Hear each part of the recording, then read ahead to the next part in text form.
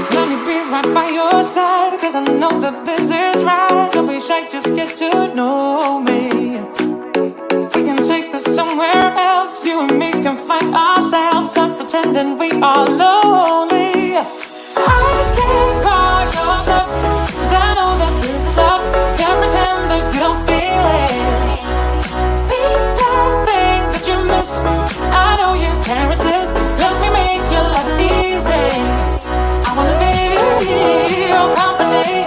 I wanna be your company. I wanna be your company. Think of the things we do. If it was only me and you.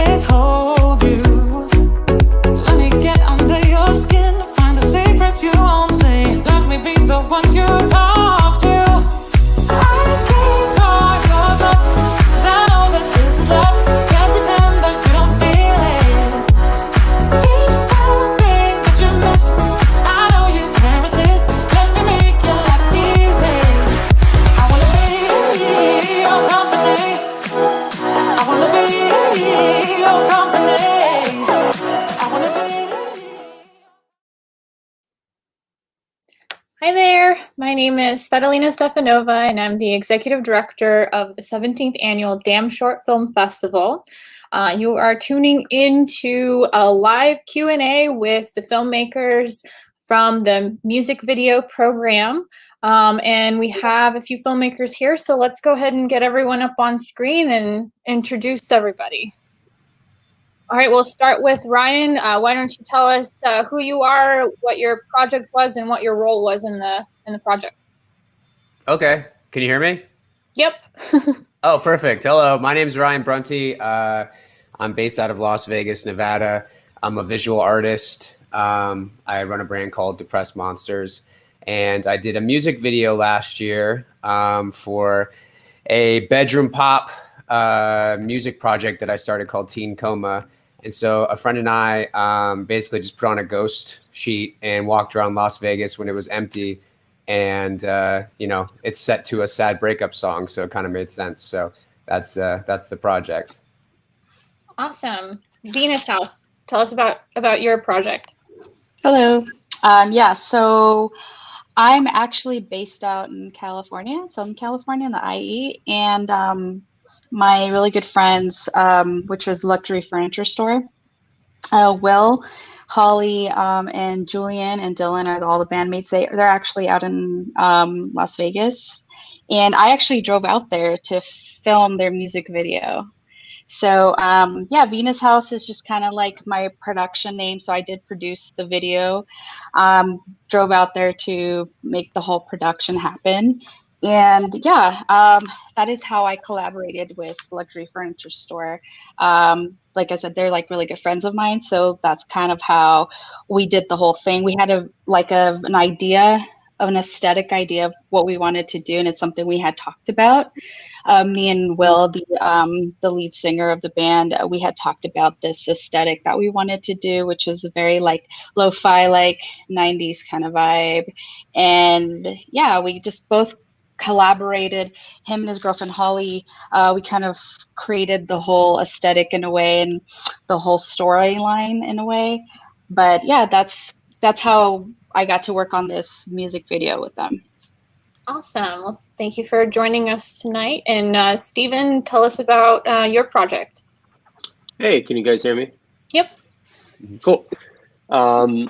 Worked on a project called To Ruin Her. That's the song name, and it's by a band called Wilson. Worked with them a couple times. I think this was like our second video we did, and we did one after it. And yeah, Mm-hmm. I'll just leave it really short, then we can talk. Great, awesome. So I'll keep I'll ask a couple of questions and we'll open it up to questions from the audience, which I'm not sure if we have any yet. But first of all, creating a music video is a completely different style of filmmaking.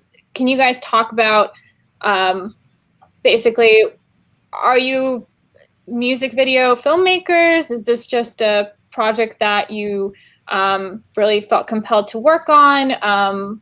Is this your medium, and what's different about a music video versus any other short film or feature film to you? Ryan, we'll start with you and we'll keep going in that same sort of order. Okay, yeah.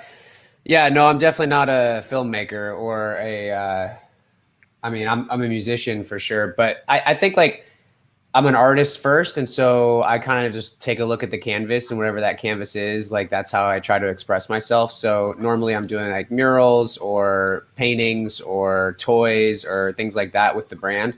And so this was cool to kind of like get outside of my comfort zone and make a visual thing, which was super nice. I mean, I went through a breakup last year it was a 5-year relationship. And so I was, pretty tore up about it. So being during COVID, just sitting in my room with instruments around, I was like, well, I guess I'm going to write some music and make my breakup album now, like so cheesy and like romantic comedy-ish or whatever, or like, it is what it is. And so like after the song was done, I had this really strong vision of like what a music video could be. And I'm very inspired by A24 films because I'm a typical hipster. And there's this movie called A Ghost Story that I really love. And it's got Casey Affleck in it. And Mara Wilson, I believe, is the actress in it. And that movie is so goddamn beautiful. Sorry, can I cuss on this? Well, you can say damn, that's for sure. Oops. So, yeah. Oh, yeah. Okay. I meant the damn short film festival is what I meant. Yeah, you meant EAM. So that's all right. Yeah. Sorry. But that movie's so beautiful and heart-wrenching. And also it was a movie that meant a lot to, in my last relationship. And so I was like, this makes sense to do it in this style. And it's so funny because like as soon as the music video released last year, I think it was, the TikTok thing happened where everyone started dressing up in ghost sheets. And I was like, too early again. Missed the whatever the, what's the word I'm looking for? Trend. Anyway, I missed it. Yeah, the trend. I'm so tired right now. No, it's okay. I feel that because as a musician myself, we have a song called Benadryl, and there was like a Benadryl challenge, and we're like, oh my god, like Benadryl, but I totally know what you're saying there. Which I love your band, by the way. I don't think I've ever told you that in person, but yeah, your band rules. Yeah. Thank you. Well, as I mentioned, being a musician, music videos are super important to me, and I really pushed for having that as a submission category for the Damn Short Film Festival, and it's only just been growing and growing with the number of incredible submissions that we are receiving. So happy that you guys, are here, we're selected, and you're joining us tonight. And my question. Yes, I remember my question. I was like, where were we? So for Venus House, same question. Are you primarily a music video filmmaker? How did you get into that? Yeah, and actually I just realized that my name says Venus House, but I don't know because I put my name down as my name is Stephanie. Okay. But I go, so like my media platform is Venus House is what I go as my production name. So I am a filmmaker as well. This was actually like my second music video, and this is legitimately like my first music video working with a band, and I was just so excited because again, Luxury Furniture Store, they're really close friends, so it was amazing working with them. It was such a good experience. It was very flexible and very creative, and I got to use my Sony high film camera for the first time for this, and I was so excited because that was the whole aesthetic we were going for. So I'm definitely looking to dive more into music videos and also more experimental films, but also short films as well. So yeah, that's kind of my background. So I do a little bit of both. I do a little bit of both for sure. Awesome. Stephen, how about you? Let's see. Definitely, I am a filmmaker. I have a background in theater, and also I was in a bunch of punk and metal, like hardcore bands back in the day. So I had a affinity for music. I worked for MTV for a while, and so music is like such a strong point for me. But I'm also a filmmaker. I do a lot of documentary work, a lot of commercial work, long and short format. So my only things that I direct are music videos because that's kind of my outlet to do that. Because I'm mostly an editor. I cut the music video, and then I'll shoot some stuff as well. So this is more like a fun like baby for me to really like, mess around with, get really creative. But yeah, I film is what I work in. That's all I do. So when I get to work with musicians, it's always like, mwah. Awesome. And how did you end up working with Wilson on this project? Oh my God. I was working for Rebel Music, which is an MTV like documentary thing. It was like 30, 40-minute documentaries on certain, I don't know, bands or people who were trying to influence political culture in their countries. And there was a shoegaze band. I was working with this guy who was my producer. He was in a shoegaze band called Infinity Girl. They were super sick. And I did something for them. And the bassist girlfriend was this girl, Tamsin. And she just hit me up one day. And they were actually opening up for a band named Daughter. And I love Daughter. They're just very sad girl indie rock. And she was like, can you do something for us? And we just kind of went from there. A lot of the bands that I end up doing music videos for are just like relationships. Like I just personally know them, which is so much better because they tell me exactly how much money, like what's the budget. And then we just get as creative and strange because I definitely am not a linear thinker. So we're really able to just go to the wall. That's awesome. I think we still don't have any questions from the audience. So just want to, I guess, since it's always on the mind, how has the pandemic affected your filmmaking, music making, just your ability to create? We'll start with Ryan again. The pandemic, it's been interesting because, I don't know, like you have to adapt and all that stuff. And so I've adapted, so my business is usually set up where it's direct to retailer. So like we have distribution through Hot Topic and Zappos and Amazon and all these retailers. And during the pandemic, I was like, screw that. I want to do direct to consumer. So now I'm doing like a lot of live streams and like selling my art through live streams and like all these apps. And it's been really cool because now like I'm super lonely through this pandemic because I think we all are. And so like to be able to talk to people that support my art and all that stuff directly one-on-one has been really life-changing and really cool to like see that. So I think that's how it's kind of changed my approach. Yeah, for sure. And I mean, situations like this when we can have this like Q&A and talk with filmmakers all over safely during pandemic is really great, and it's fulfilling. And I'm really excited about the fact that we have our virtual lounge this year. Have any of you joined that yet? It's our Discord server. It's really cool. It's just like a community that we've created, and it's kind of like in the we're trying to recreate all the amazing aspects of the in-person event into this virtual realm. And this is serving as like our filmmaker lounge where you can, network and talk about different films with filmmakers and film fans. And that's my pizza. I don't know if you heard a doorbell, but I haven't really eaten all day. So that, that's that. But anyway, so the filmmaker lounge, everyone should join that. There's a link to that at damnshortfilm.org under 2021 festival. And you can see, virtual lounge, Discord server. Please join that. There's a lot of great conversation going on already. So Discord has been, like, for me, a great place to connect with people. So please join that, everybody. And then, Stephanie, how about you? How has the pandemic affected you, and how are you adapting to it? You know what? Surprisingly, I have put out 3 projects since the start of the pandemic. And I think, to me, it worked out because I was forced to work from home since March. So Right, I had keep so much. talking. I have to sign. Oh, no, sorry. I thought I had to sign the thing. Never mind. Yeah, so I had so much downtime. Like, I got a new computer.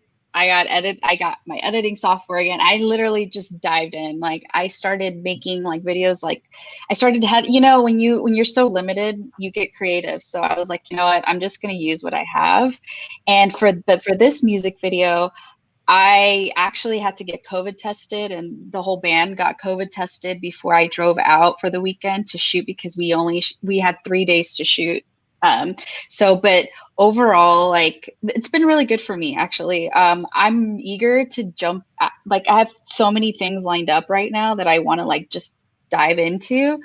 But yeah, I'm trying to work on what I can now from home, planning, writing, all that stuff, reaching out to people, like networking and things like that, kind of setting things up for when it's kind of more possible to,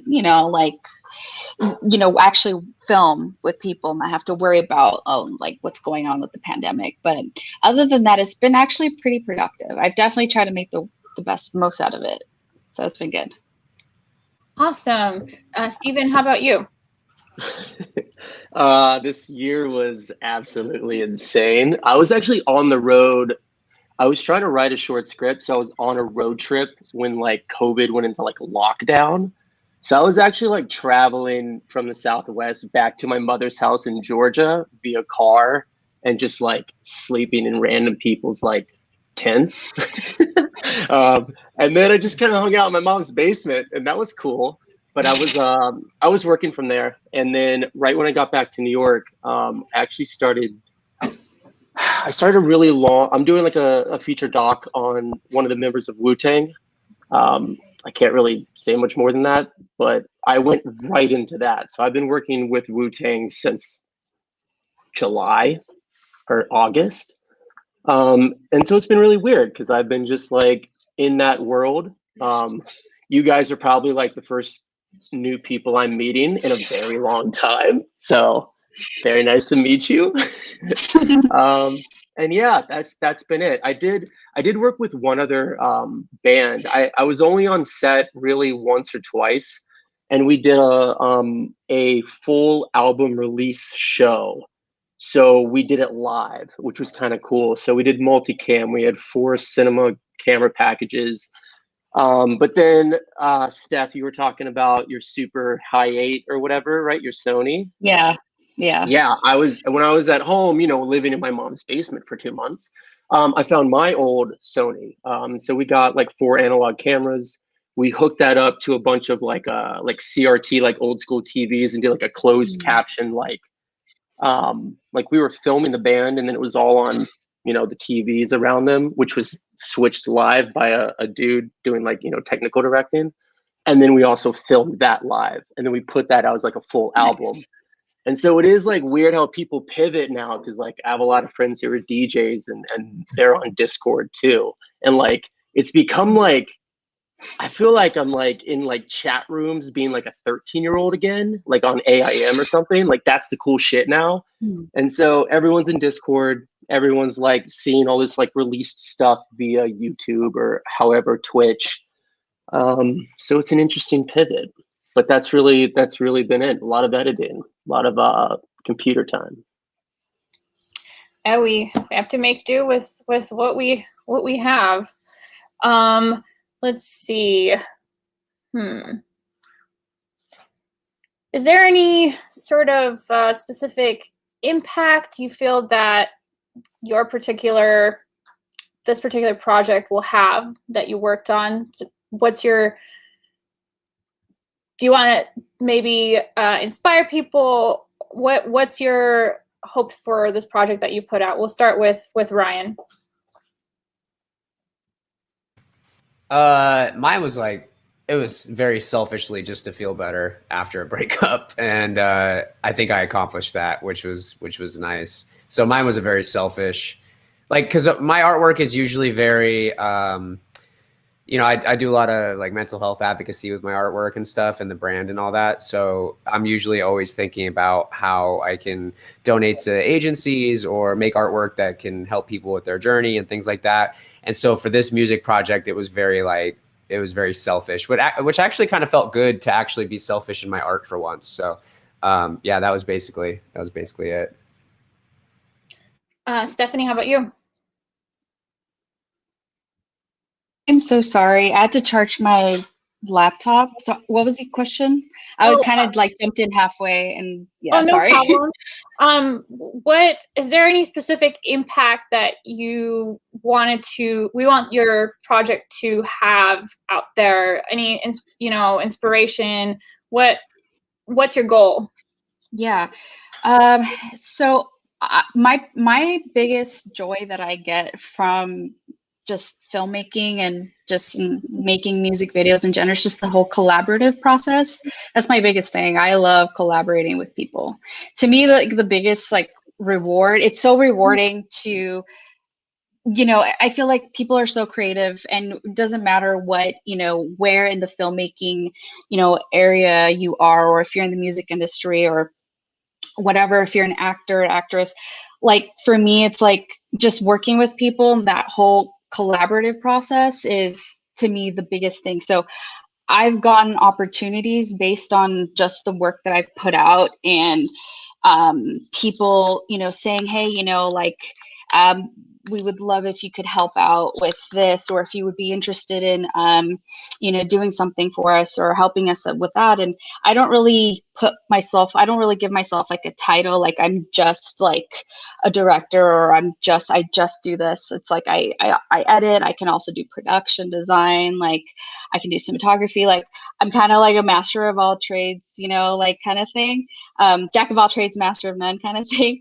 But it's to me, it's a whole growth and learning process, and it's very community based as well. So I really look forward to working with people from all kinds of backgrounds and sharing people's stories, and whether it's through music videos or storytelling or filmmaking, that's my biggest thing. So I guess, yeah, to answer your question, that's what I want to do moving forward with this stuff. Cool. Stephen, how about you? Any particular impact you wanted to have with this project? Yeah, I'll probably take the question in a different route a little bit.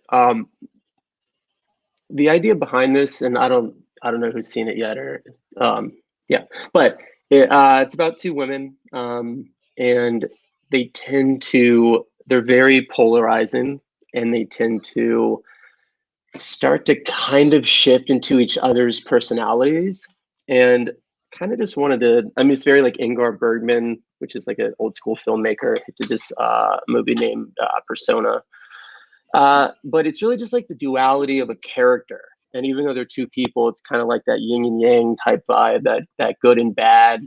Basically, the band actually came to me and they were like, hey, we want to do something about an evil twin. And I was like, that's cool. But like Us had come out, and I was like, I get it. Like, I don't know if I want to be like redundant and like do that kind of thing again. So I was like, well, what if an evil twin is not like evil, right? It's just like the flip. It's like the dark. So I really just wanted people to kind of be able to look at themselves and see like, what's the good and what's the bad, and is the bad actually bad, or is it just taken from a different perspective? There's like no like one pathway to take to do something right. So I don't know. That's very abstract, I guess, and doesn't make too much sense. But that's kind of what I wanted people to start to think about is, there's a lot of, especially into 2020, there's a lot of different people thinking they're right and what's reality and what's false, and how can you, is something actually true or not? And sometimes there's a lot of different ways to look at it. So that's kind of what I wanted people to take away, and maybe they didn't, but that's okay. No, I think that all makes sense, for those who have seen it. So yeah. And another question for everybody: what was the most difficult part of shooting this project? Ryan, we'll start with you. The most difficult part was I think it was getting past the sense that Vegas was so empty at the time. And we were literally walking on the Las Vegas Strip and there was nobody there. All the casinos were boarded up. It was surreal because I was born and raised in Vegas. And so to see Vegas like that was it was a little shocking because this was during the initial lockdown. So nobody was out. This is before people were riding bikes on the Strip and all that stuff. So it was weird. I remember walking by the Bellagio and the fountains aren't going off. There's no cars going by. And it felt like I Am Legend, that Will Smith movie.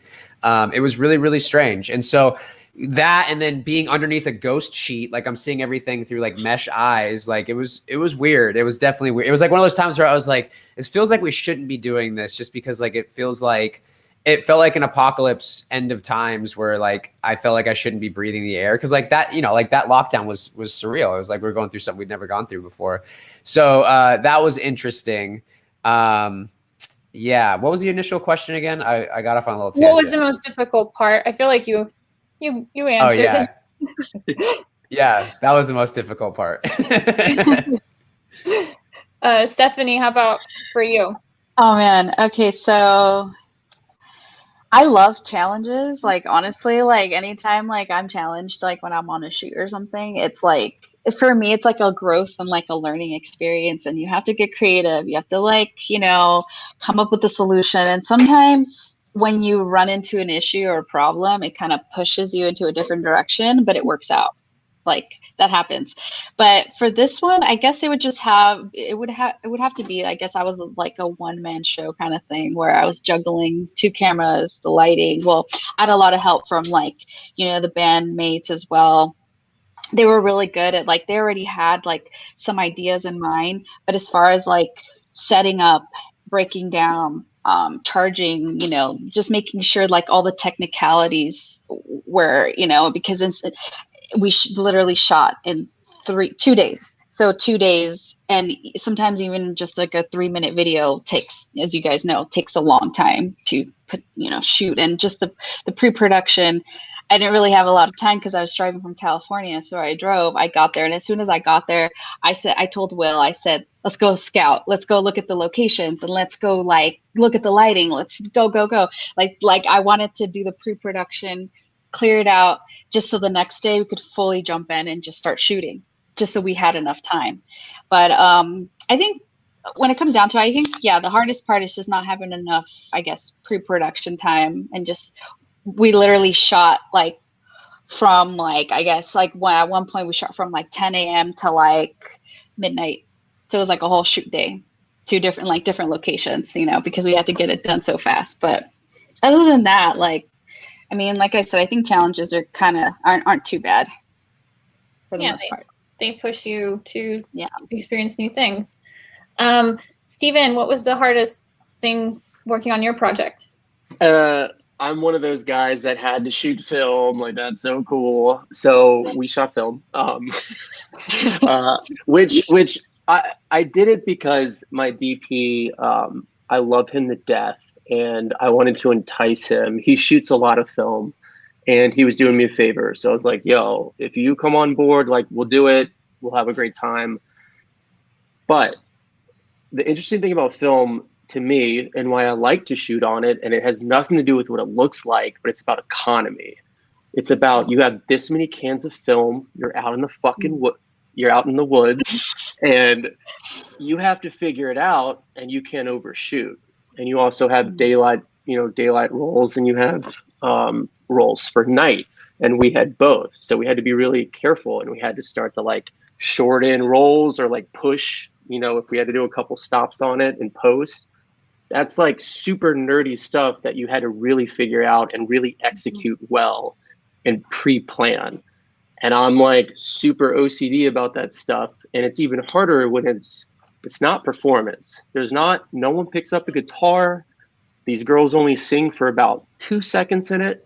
So it was really about executing the script. Oh, that's cool. What was that? So yeah, I think that was the hardest, but like what I really like the most about shooting on film has nothing to do with the look. It's not about being hip. It's really about like, all right, you got 5 rolls for this scene, make it happen. And like, that's what I love about it. So that was like the most challenging thing to do. Cause nowadays, man, you could shoot a band all day, just record the card and then like, dump that stuff and cut it. But I don't know, as an editor, that drives me crazy. Like pick a direction, execute it.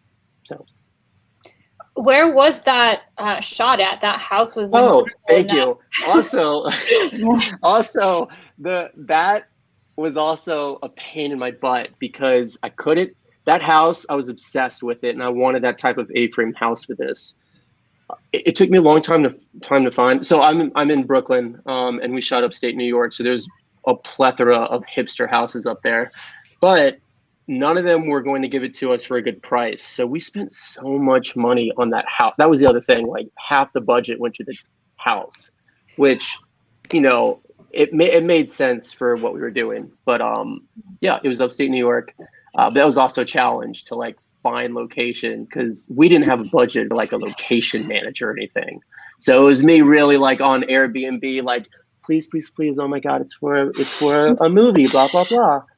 And, everyone's like, oh, it's a movie. Cool. We're going to charge you like an exorbitant, a lot of money. So that was a challenge. Yeah. Well, it was beautiful. So great job with that. I will make another final call out there for any audience questions. If you're tuning in, please send in a question for us. We would love to know what you guys want to know. But my question is for all of you, what is the next project that you're working on? Ryan, we'll go with you. Right now I'm working on plush for the brand. So I got plush coming out next month. And then I have a vinyl toy coming out with a company for a convention in November. Cool. Not filmmaking related, sorry. That's okay. It's all art. Yeah, and all art and creative expression is worthy, right? I believe so. Me too. Stephanie, how about you? Yeah, so I actually just talked to Luxury Furniture Store, the band. I talked to Will. They're going to be putting out some new stuff in a couple months, and we were talking about, making more music videos. So that's going to be fun. But it's gonna be pretty. I'm really excited for them. Their music. Luckily, I love their music, so I'm like super excited. It's like such a reward to be able to work on like music videos that you actually like the music too. Other than that, I am working on a couple short like films myself. Working on a couple like experimental short films, and other than that, yeah, just working on different things here and there. I've been able to do some editing work for a couple people that are also doing like their own thing. So I'm always looking for new stuff to work on. So, but definitely excited for the more music video. That was really fun. This was really fun. So I want to definitely do more of that. Awesome. Steven, what are you working on next? I am still on this Wu-Tang thing. It will never die. We are going to try and wrap in the next couple of months. So feature doc come out, hopefully. I don't know. And then I'm going to be doing a TV series also on hip hop. There's a lot of hip hop. So I'll be doing that. And then that live performance that I did with that band, it came out as like a show that you could buy a ticket to, but we're going to release it just so you can watch it online. And then personal projects, I shot with this guy a long time ago, very interesting guy who owns a diner. He's blind and he has over 600 pairs of Nikes in his attic. He collects Nikes. So he was also a Trump supporter. So I shelved the project, but I was able to really hone in on the shoes and him being blind, and his son just got into Harvard. So I think that's a pretty interesting short. So I'm kind of fiddling around with that. I just had to shelf it because it was a little too intense for me. Shelf it like the shoes. Right? Sorry, that was a really Hey, yes. Yeah. awesome. So I'm gonna wrap this up unless we have any questions from the audience. Please, producer, just no questions. Okay. We are doing this for the next few days here. We have a total of 26 live streams and 26 programs. The programs are available on demand up until 11:59 Monday, February 15th. You can vote for your favorite films, rate all the films in each program, and you can do that until 2 p.m. on Sunday, 2 p.m. PST on Sunday. And then at 7 p.m. we are doing our live stream award ceremony. So make sure to tune into that to see if your favorite films take home one of our amazing awards. We have tomorrow's schedule at 12 noon. We have both International A and International B together in one program. At 1, we have Drama F, 2 p.m. Drama B, 3 p.m. Doc A, 4 p.m. Drama A, 5 p.m. Drama D, 7 p.m. Drama C, and 8 p.m. Underground A. And then, we have a question. Hooray! All right. From John Kino. I would like to ask all 3 filmmakers what they think of the virtual film festival. Will you be partaking as much as you normally would in the film festival? Will you be popping in and out of screenings, hanging around the virtual lounge, etc.? So what's your experience of the virtual festival like? What will you be doing? We'll start with Ryan. This is my first time participating in a film festival on this end of it. So I'm seeing it from, not as a consumer, but as like a participant this time. So, and, going through the films and watching them as I have time and all that stuff. It's cool. I definitely, because I've been to this film festival as a fan of it, like I definitely miss like the feeling of being around everybody and being in that beautiful theater. And Boulder City is such a kick-ass town that like, I definitely miss it, and I can't wait for next year. For sure, we're all looking forward to being together. But for now, this will do, and it's I think it's great to be able to do this. Oh no, yeah, y'all did an amazing job putting it together. Yeah, for sure. Thank you, Stephanie. How about you? Yeah, this is also my first festival, so I'm happy to be here. This is fun. My only thing is like, I need to jump into that the lounge virtual, because I think it would be cool to actually get to talk to people. So I'm excited to jump and watch in all the films, but I would love to like be able to like, have conversations with people about their work. And nothing beats in person, it's a little different, but yeah, definitely this is pretty cool. You guys did a really good job. This is awesome. Thank you. Yeah, and when you do join the lounge, we've set it up so there's different channels in there to talk about different topics, and there's a whole section with every single program, so you can communicate it in those specific channels for your program. So if all of you guys want to communicate, after you've seen all the films, and other filmmakers in your program that may not have been able to make it to, because there's 15 music videos. So each program block has its own channel. So you can really, if you end up, because one thing I love about experiencing these program blocks with all these, different films and different perspectives all in one, is just that conversation that it drives. And obviously not being in person, that's, we don't have that, but we actually can do that in the virtual world through our virtual lounge. So definitely tune into that. And Stephen, how about you? you know, always a bummer if you can't be like in person, but thinking about the positive, like I think it is pretty cool how like I'm editing from home and I can just pick whatever time I just want to chill, you know, make some lunch, make some dinner, and like watch a program. I think that's super rad. Like, I don't have to be at a specific place at a specific time. But it also, you know, like when you're like waiting in line, you're always like chit chatting. You always meet people that way. So I have been actually looking at the lounges. I'm that nerd that's actually looking at them. And I think it's super cool. Like you guys like section them off into different rooms for different categories and blocks. And it's pretty rad. So yeah, I don't know, you know, you just got to make it the best it can be. Put some mood lighting on and just like watch them, man. That's right. That's right.